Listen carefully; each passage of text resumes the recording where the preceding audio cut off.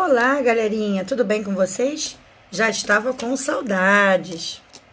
Bom, no planejamento dessa semana, né, que vai começar de 26 a 30 de outubro, eu gostaria de fazer a correção aí e os comentários do material complementar escolar da semana 19 a 23 de outubro aí, do 7º ano. Eu gostaria que vocês acompanhassem a leitura comigo, vai lá, tá bom? Estamos na página, deixa eu ver aqui, página 9. Então, nós vamos comentar hoje a página 9 e a página 10. Então, fiquem atentos, tá bom? Bom, vamos lá. Se você gosta de história, eu, por exemplo, adoro história, né? Tem até uma frase do Eduardo Galeano que ele diz que nós não somos feitos de átomos, nós somos feitos de história. É lindo isso. Então vamos lá. Se a memória não me falha, naquela época os colégios eram menores, havia menos gente no mundo. Por um lado, era bom, porque tudo era mais íntimo. Por outro, ficávamos expostos. Não tínhamos como escapar em termos de anonimato. Andávamos de bonde e eu lia os reclames, depois chamados de publicidades ou outdoors. Naquele tempo, as minhas colegas de turma, eu as vejo ainda como eram. Todas nós com aquelas saias de uniforme preguiadíssimas, sentadas naquelas carteiras de madeira escura. Denise tocava piano. Quando garotinha, usava tranças grossas e escuras. Morava num casarão, na rua Marquês de Olinda, junto com um primo, também colega nosso, o Guerrino. Denise perdera a mãe e era criada pela tia, a mãe de Guerrino. Acho que era assim, talvez esteja confundindo. Lembro da casa, com a escada lateral. Era uma casa vetusta. Ai, vetusta, há quanto tempo eu não ouço esta palavra? Palavra linda, cheia de sombras e cortinados, portas que gemem, sons misteriosos. Lembro de um salão com o piano e Denise tocando Chopin. Tem gente que acha que a vida é curta. Acha a vida curta. Pensei que a velhice só acontecesse num futuro eterno, que nunca chegasse. Ela chegou e não me pegou. Quer dizer, na alma a gente não envelhece. Tem até gente que finge que envelhece, só de vergonha de mostrar a alma. Esse é um texto de Silvia Ortoff, né, adaptado. Se a memória não falha, Rio de Janeiro, Nova Fronteira, 2012. Lindo, né? Lindo texto. E aí eu queria chamar a atenção para vocês. Ela está contando um fato, isso é uma memória, né? Uma memória literária. Quando a gente começa a falar do passado, começa a recuperar as nossas memórias, as nossas histórias. E aí a gente lembra, né, com tanto carinho, muitas vezes com ressentimento, pode ser também, mas as memórias são muito importantes para a construção da nossa identidade também. O que nós somos hoje é porque nós tivemos uma história, nós temos uma história, e essa história que nós tivemos, elas revelam aquilo que nós somos hoje. Então, existem algumas palavras que indicam que esse texto é uma memória, né? Está falando de um passado. Então, ó, naquela época, olha os verbos. Era bom, andávamos de bonde, naquele tempo, Denise tocava, né? Usava tranças. Olha os verbos, usava, cantava. É um passado que se repetia. Né? A gente vai ver isso, é o pretérito imperfeito. Quer dizer, o que é o pretérito imperfeito, professora? É o passado que não ficou no passado. É um passado que se repetia.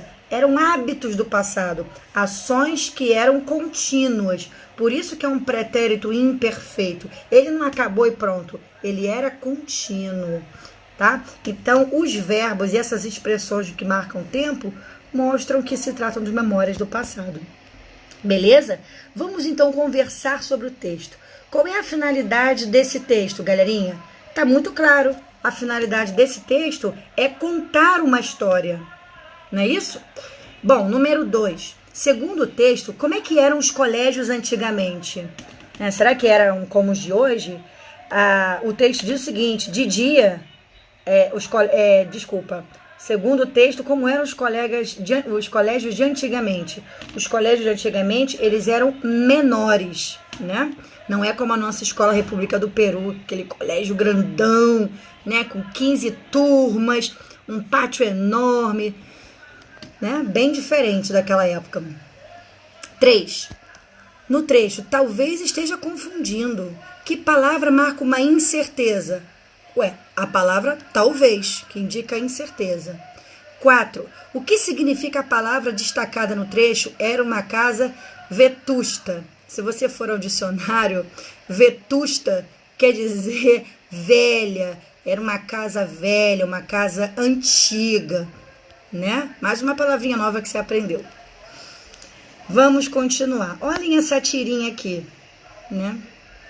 Olhem essa tirinha. Olhem bem. 20 passos para a esquerda até a arvorinha. Aí é um homem, né? Já deve ter uma certa idade, porque pelo jeito como está vestido, pelo óculos, né? Pelo formato do cabelo, um pouquinho calvo. Então, ele já tem uma certa idade. Então, se você olhar essa tirinha aqui, vamos ver. Ele está seguindo os passos de um pedaço de papel, com algumas orientações. Ele chega perto da árvore e aí começa a cavar. Estão vendo no terceiro quadrinho? Isso devia ser mesmo um tesouro quando eu tinha 9 anos.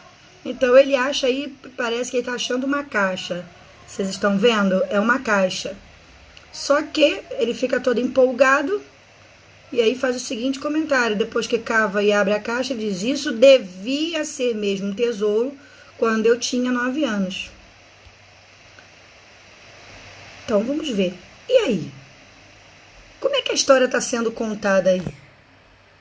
Como é que essa história está sendo contada? Ela está sendo contada através de imagens e textos, né? O texto 1 era uma memória apenas escrita, né? Através de linguagem verbal. Agora não, agora a gente tem uma tirinha e ela está sendo contada através de uma linguagem mista. Apresenta a linguagem verbal e não verbal.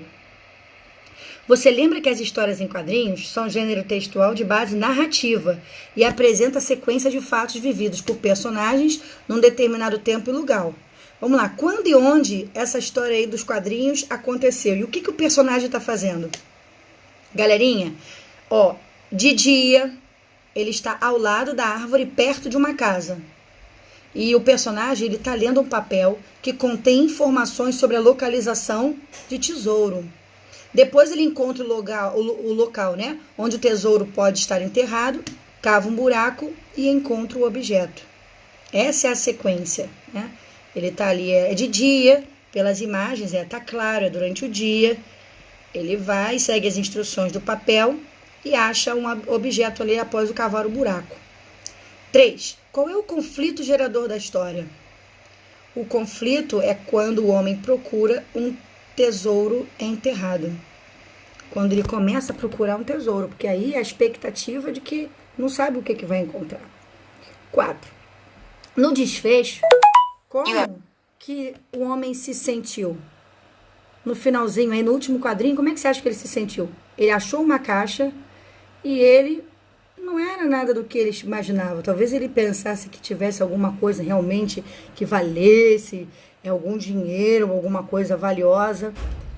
E então ele parece meio frustrado, porque para a criança, a memória, a criança ela tem essa coisa, né? O meu esconderijo, eu guardei ali uma coisa importante, mas o homem, aquilo que era importante para ele, né, quando ele era pequeno, já não é tão mais importante agora na velhice. Né? Quantas coisas a gente valorizava quando pequeno, a gente fazia questão de tanta coisa e hoje não é tão importante assim, né? O tempo passa, algumas coisas deixam de ter determinada importância e há coisas que nunca perdem a importância, o amor, as pessoas que a gente ama. Certo?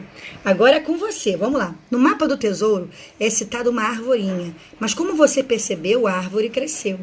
O menino de 9 anos também cresceu e se transformou em um homem que se frustrou ao desenterrar o seu tesouro. Essa história em quadrinhos parece não ter um final muito feliz, não é mesmo? Seu desafio será reescrever a história acima, mas com um final feliz. de reencontro do homem. Escolha um nome para ele, com o seu passado. Converse com os seus familiares, pois eles podem contribuir com a sua narrativa. Poxa, ele está frustrado ali, porque provavelmente o que ele viu na caixa não era algo que ele esperava. Mas agora, na sua história, o final vai ser feliz. Em seu texto deve aparecer o elemento coesivo em seguida. Lembre-se do título. Ao terminar, vai revisar seu texto. Reescreva, enriquece e pode mandar para mim, tá bom? Pode mandar para o meu zap, pode mandar para o meu e-mail, que eu adoro ler as coisas que vocês escrevem, tá bom? Um grande beijo e até a próxima. Cuidem-se!